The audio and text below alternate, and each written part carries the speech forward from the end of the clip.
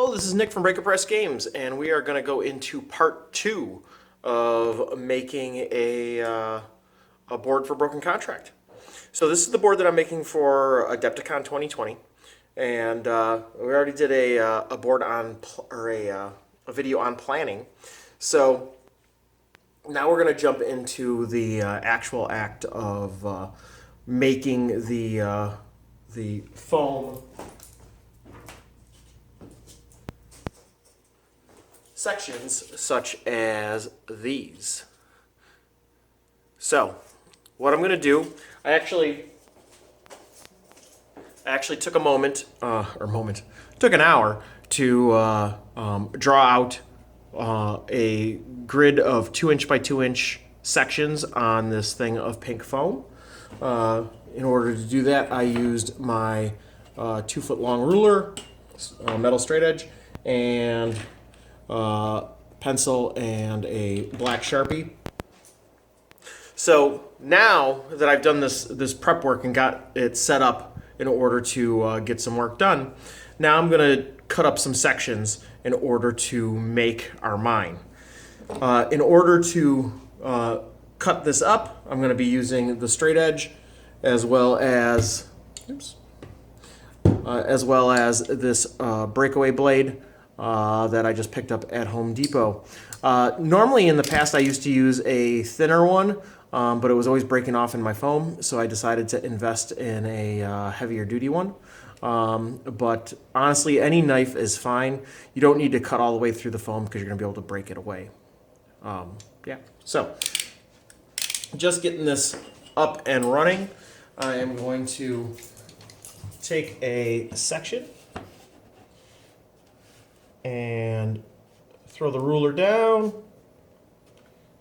Actually, we'll start over here. Throw the ruler down, and I'm going to take my blade, and I am going to cut through. I'm going to do a second cut, just to get a little deeper. And as I said, I don't need to go all the way through. In fact, going all the way through, you can end up with a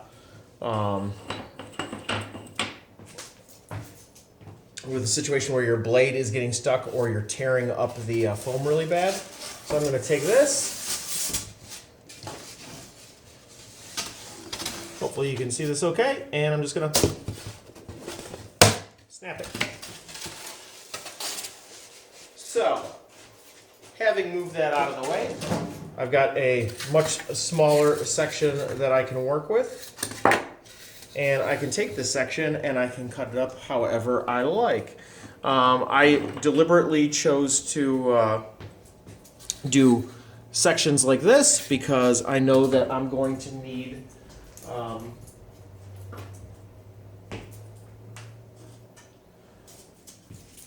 I'm going to need 4 of these ultimately. So we will start with that, and I'm just going to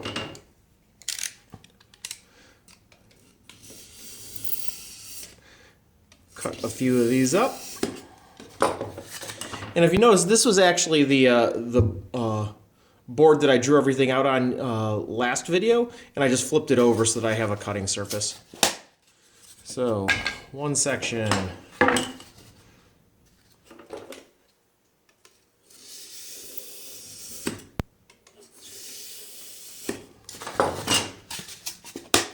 Two sections.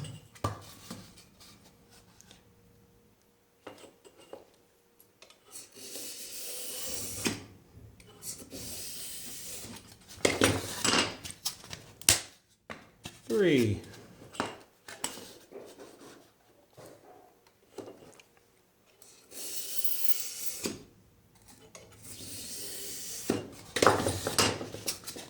Four.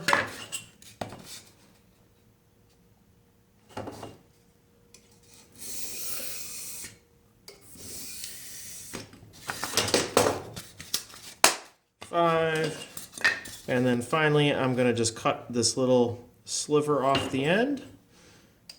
And this one, because it'll be harder to break away, I'll probably just cut it all the way through. Boom. And so, now one of the things that you'll notice is that this one is about 2 inches tall. I am going to end up using 3, I think, on this particular board in order to make the sections a little bit taller.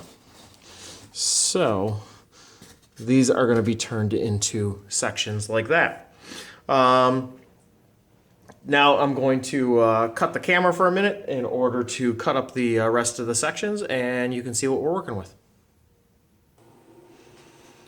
Okay, so I went through and I cut up all of the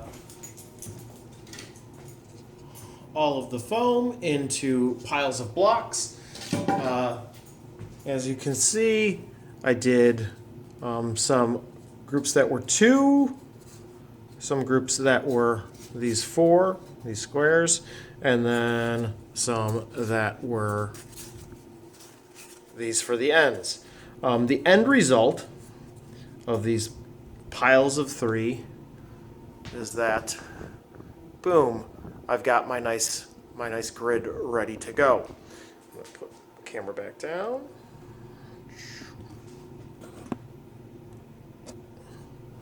Adjust. All right, so one of the things that I wanted to point out is that, so when I was showing you a minute ago the sections that I had made previous versus these groupings of 3, why did I go with groupings of 3 instead of going with this? Well, this is worth explaining. So you could save on foam and time by going with these 2-inch blocks. The problem with the 2-inch blocks that I ran into, and here I'm just going to shift this off so that it's easier to see, is that, let's say I had a bridge between 2 sections, and then take this gen mod, and she cannot fit underneath that bridge. And for me, that's a problem. I think that's visually, it's definitely an aesthetic issue versus the idea of being able to put her like that, which is much better visually as far as I'm concerned. So, and the 3 blocks on top of each other is 3 inches, which is similar to other game systems like the original Games Workshop City Fight Terrain. Those sections were 3 inches tall. It's just a good size to work with for 28 millimeter to 32 millimeter models. All right. Wrong way. Scale it back. So this is what I went with. And the next stage is going to be to glue these groups of blocks. In order to glue the blocks, and I'm not going to glue them onto the board just yet. We'll get to that in a little bit. But so I am using some wood glue. Wood glue creates a nice strong bond. I am going to take a section and squeeze some wood glue out. Don't need a ton. I'm going to squeeze the 2 sections together. And I don't want it spilling out the side. And the reason being is because the closer it is to the center, when I actually carve the blocks into their final shape, it's much harder to cut through the glue than it is to cut through the foam. So I'd rather not have to deal with that. So take another section, glue it on top, and then wait for it to dry. It's going to take a while to dry because the glue has trouble getting air through the foam. So I'm going to end up leaving these sections for a bit before I start doing any type of carving. Do not rush it. If you rush it, what will happen is you'll start to carve and you'll be hitting it, and then everything will start going all askew, and you don't want that. You want everything to be nice and solid when you do your carving. The other thing that I want to point out while I have the opportunity, so this particular section has this ding in it, this dent. This is the perfect opportunity to be like, oh, here, I'm just going to hide that away so that the top surface doesn't have a lot of marring. The more marring there is, the more it'll show up when you finish the project at the end. So I like to leave things fairly pristine if I can. So yeah, that's my next step is I'm going to glue all of these sections together and leave them to dry. We'll be back with you in a bit. Okay, so now I have all of my columns drying. So I figured I would take a quick moment to talk about all of my offcuts. Just so you know, I'm going to keep all of these larger sections, these larger offcuts, because I'm going to be able to cut these into rocks to scatter around the finished board. So these things get kept. I had cut a few too many of these, so those will get saved for future projects, as well as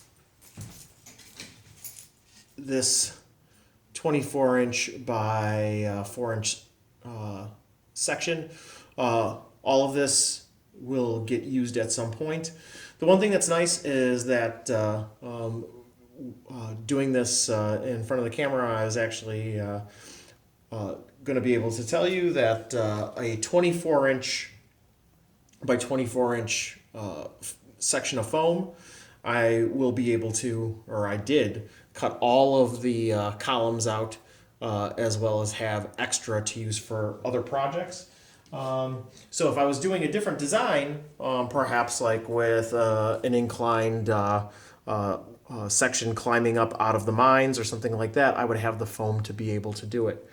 So one 24-inch by 24-inch section was able to produce more than enough for all of these 3-inch tall columns. So yeah, I'm going to hit pause again because we got to wait for these things to dry, and it's going to take a while. All right, bye. So pause was a little bit of an exaggeration. I actually ended up leaving these to dry overnight. And overnight turned into a couple of days, not because they weren't dry, but because I wasn't able to get into the studio to work on anything.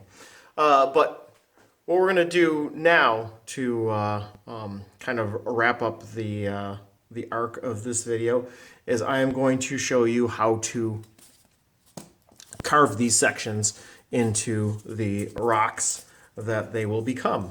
So I'm going to take my breakaway blade and my rock section, and the first thing I'm going to do is I'm actually going to make a cut, and this is a V cut. I cut at an angle and then at another angle, and I was able to create this gouge. Now the V cuts allow you to get that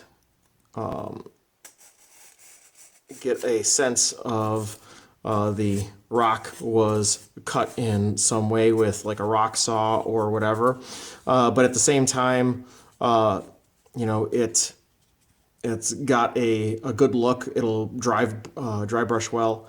So I'm just going to work through and shape this into something that looks natural to me, or naturally man-made, something along those lines. Now, it only takes, you know, a handful of cuts to create this type of shape. So one of the things that I think is important is hiding these areas where the two sections connect. So I'm going to make that look deliberate. usually give a little bit of shape to the bottom and a little bit of shape to the top. And sometimes I'll leave these types of rough areas where I snapped the foam, but sometimes I will erase them. It all depends on how I'm feeling, what my feeling is at the time. But as you can see, it doesn't take a whole lot to shape these sections. Now, sometimes I'll also like to give something a little bit more sense of depth, make it seem like this section went in deeper than the other. Now, if you notice, the tip kind of stabbed in there, and so I might take that out, make that look a little less egregious, and just get something that looks a bit more natural. Get that out of there.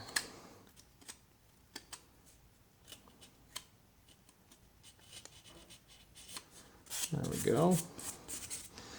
And cut that out a little.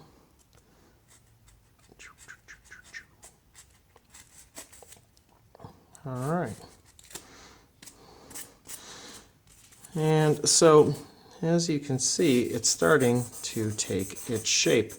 I'm going to work that all the way around on all four, or actually not on all four sides. I'm going to do it on two sides. And why two sides? Because it's going to be butted up into that back corner over there. So you're only going to need definition on two sides. So we'll just work this one all the way to completion. And that'll give you a good sense of what we're looking at. And also the amount of time that it takes. I just looked up for a second and we're at 4 minutes, which is not bad.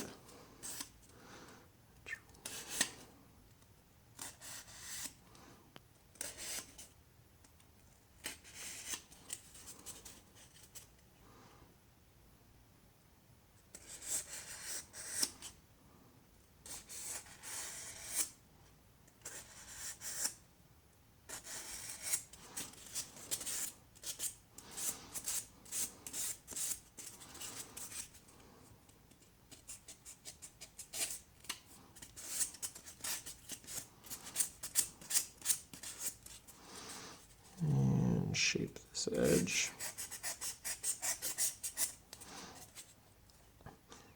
And I'll make these gouges go in a little. That's personal taste. Go in a little, and a little.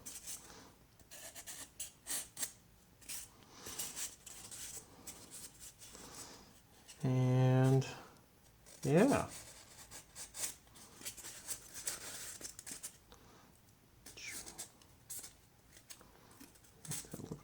Deliberate.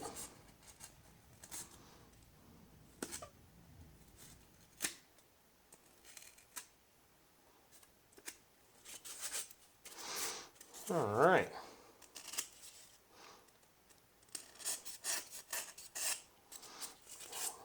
And we got some weird slices over here, so I'm going to make that part of the deal.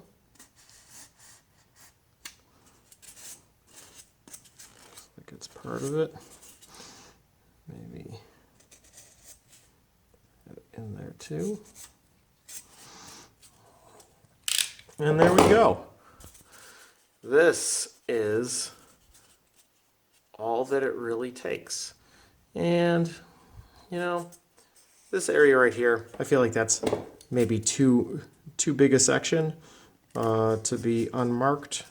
So I will, even though I could always put like a sign or something like that over it when I finish the project. But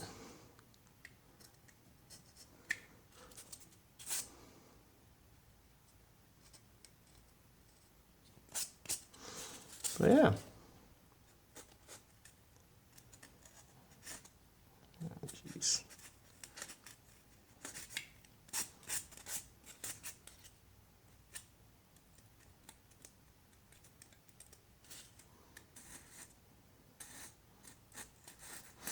It's funny when you are searching for some type of idea of perfection when you're just gouging at foam. But this is the curse that we sometimes bear. But yeah, so I am essentially going to do this routine to every one of these sections. As I said, with these corners, I'm only going to do it on two sides because the other two sides are going to be butted up into the corners. These, I'm only going to be doing it on this side, and this side, because this side will also be butted up to the side. And that is essentially the core of what I do in order to shape foam.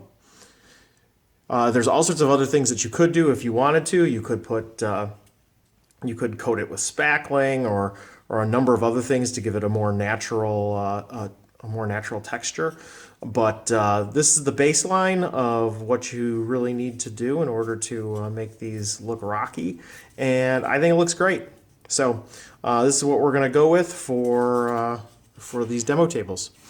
That's it for this video, and in the next video I'll have all these sculpted up, and we will get to some gluing and painting and stuff.